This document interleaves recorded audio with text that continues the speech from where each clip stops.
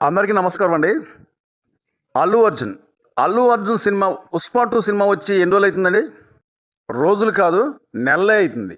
కానీ ఆ సినిమా సాధించిన విజయం అనేది 1800 కోట్లో, 1900 కోట్లో. నాకైతే అంత ఐడియా లేదు కానీ ఈ సినిమా విజయం ఎంత సాధించి పెట్టిందో అల్లు అర్జున్కి అంత కష్టాలు కూడా తెచ్చిపెట్టింది. అల్లు అర్జున్ అతని లైఫ్లో కూడా ఎప్పుడు కూడా పడనన్ని కష్టాలు ఈ సినిమా కోసం పడ్డాడు. అంటే సినిమా షూటింగ్ కోసం కాదు, సినిమా రిలీజ్ అయిన తర్వాత కొన్ని అనుకోని సంఘటనలు జరగటం వల్ల ఆయన పడ్డ కష్టాలు అనేది మామూలు కష్టాలు కావు.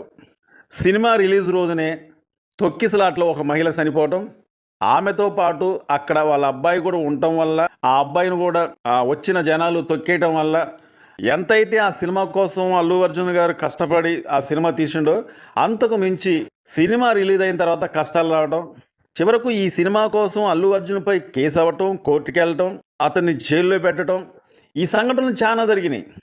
అదేంటి ఈ సంఘటన జరిగి చాలా నెలలు అవుతుంది కదా, ఇప్పుడు ఆ సినిమా గురించి ఎందుకు మాట్లాడుతున్నాం అని చెప్పి మీరు అనుకోవచ్చు. ఈ సినిమా గురించి ప్రత్యేకంగా ఇప్పుడు ఎందుకు మాట్లాడుతున్నానంటే, నేను మాట్లాడటం కాదు, ఈ సినిమా గురించి ఇంకా కొంతమంది మాట్లాడుతున్నారు కాబట్టే జరిగిపోయిన విషయం గురించి ఇంకా ఎందుకు మాట్లాడుకుంటున్నారన్న ఉద్దేశంతోనే నేను మాట్లాడాల్సి వస్తుంది. ఈ మధ్యలో ఒక హెడ్ మాస్టర్ ఏమంటుండంటే, 'పుష్ప 2' సినిమా ఇది ఒక స్మగ్లర్కు సంబంధించిన సినిమా. ఇలాంటి సినిమాలు తీయటం వల్ల జనాలకు ఏమి లాభం, ఇలాంటి సినిమాలు చూడటం వల్ల పిల్లలు పాడైపోతూ ఉన్నారు అన్న ఉద్దేశంతో ఒక హెడ్ మాస్టర్ మాట్లాడుతుండ్రు. అంతేకాకుండా ఈ మధ్యలో కొంతమంది రాజకీయ నాయకులు కూడా ఈ మధ్యలో అక్కడక్కడ మాట్లాడుతూ ఉంటే నేను నిన్న ఒక 4 నెలలు అవుతున్నా కానీ ఇంకా అక్కడక్కడ ఎందుకు మాట్లాడుకుంటున్నారనే బాధ నాది. మనం ఖచ్చితంగా మాట్లాడుకోవాలంటే ఒక అల్లు అర్జున్ సినిమా తీసిండా అంటే ఒక స్మగ్లర్ లాగా. ఇంతకుముందు ఏ హీరో కూడా ఇటువంటి సినిమాలు ఎవరు కూడా తీయలేదా? తీశారు. కానీ అల్లు అర్జున్ మీదే ఇంతగానో ఎందుకు మాట్లాడుతున్నారు? ఆ సినిమా గురించి ప్రత్యేకంగా ఎందుకు మాట్లాడుతున్నారు? అదే ఒకవేళ ఈ సినిమా రిలీజ్ రోజునే తొక్కిసలాట జరగకపోతే, ఆ మహిళ ఒకవేళ చనిపోకపోతే, ఎటువంటి ఇబ్బందులు లేకుండా ఉన్నట్లయితే ఎక్కువగా మాట్లాడుకునే వాళ్ళు కాదు. దొరికిండురా బాబు అని చెప్పేసి అప్పటి నుంచి ఇప్పటిదాకా మరి ఇంకా ఎన్నాళ్ళు మాట్లాడతారో ఏమో నాకైతే తెలియదు. కానీ అల్లు అర్జున్ 'పుష్ప 2' సినిమా రిలీజ్ రోజునే రావటం నేను సమర్థించట్లే. ఆ రోజున ఒక మహిళ మృతి చెందినందుకు నేను చాలా బాధపడ్డా. ఆమె అబ్బాయి ఆ తొక్కిసలాట్లో సీరియస్ అవ్వడం కూడా నాకు చాలా బాధ అనిపించింది. ఆ అబ్బాయి హాస్పిటల్లో నరకం చూసిండు ఆరోగ్యం విషయంలో. ఆ అబ్బాయి కోలుకోవాలని చెప్పేసి నా మనసులో నేను కూడా దేవుని ప్రార్థించా. కానీ ఇక్కడ మాట్లాడేది ఏంటంటే, ఒక సినిమాని సినిమా పరంగా చూడండి.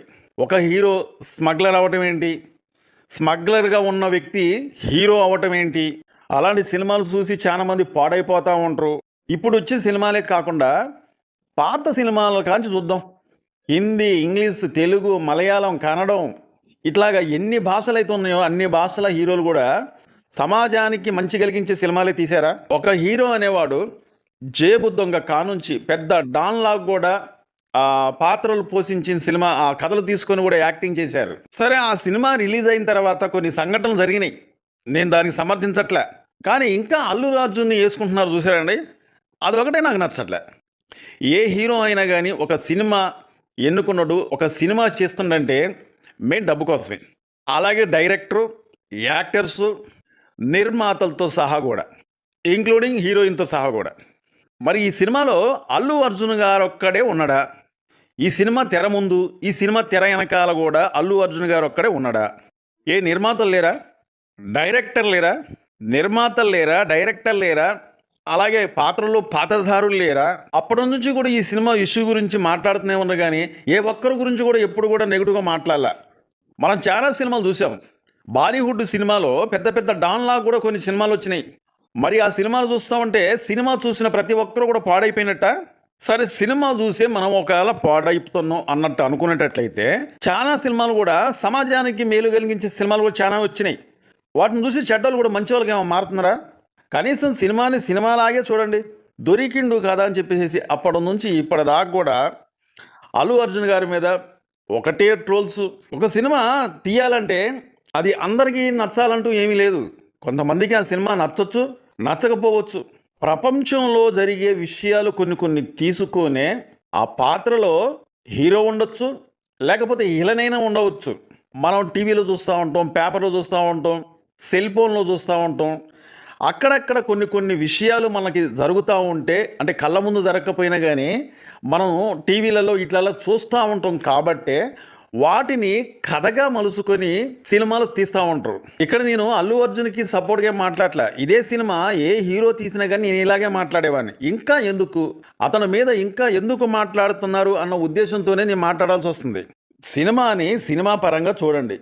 ఉదాహరణకి నేను సినిమా గురించి ఒకటి చెప్తానా. ఒకప్పుడు పాత సినిమాలు శోభన్ బాబు, నాగేశ్వరరావు వీళ్ళు కుటుంబ కథ సినిమాలు తీసేవాళ్ళు. అంటే వాళ్ళు హీరోలే కదా. ఒక హీరో ఇద్దరిద్దరు భార్యలు ఉండేవాళ్ళు. అంటే హీరోకి ఇద్దరు భార్యలు ఉండడం కరెక్టేనా? ఒక భార్య ఉండగా ఇంకో భార్యను చేసుకోవడం ఏంటి? ఒక భర్తకి ఒక భార్య ఉండాలి కదా, అది చట్టరీత్యా నేరం కదా అని అనుకుంటే మరి ఆ కథలు ఎవరు చేస్తారు? పుస్తకాలకే పరిమితమా? అది ఒక కథ పరంగా సినిమా అనేది చేస్తారు. కాబట్టి అది ఒక కథ అండి. ఆ కథని సినిమాలాగా చేసినప్పుడు, జనాల్ని మెప్పించడానికి సినిమాలాగా చేసినప్పుడు ఆ సినిమాని మనం సినిమాలాగే చూడాలి. మన నిజ జీవితంలో రకరకాల పాత్రలు ఉంటాయి. మంచోడు ఉండొచ్చు, చెడ్డోడు ఉండొచ్చు, అలాగే దొంగలు ఉంటారు, పేదలకు మంచి చేసే వ్యక్తులు కూడా ఉంటారు. మంచి చెడు ఎలా అయితే ఉందో సినిమాలలో కూడా కొన్ని మనకు నచ్చేవి వస్తాయి, నచ్చనివి కూడా రావచ్చు. కానీ ఈ వీడియో చేయడానికి కారణం ఏంటంటే సినిమాని కేవలం సినిమాలాగే చూడండి.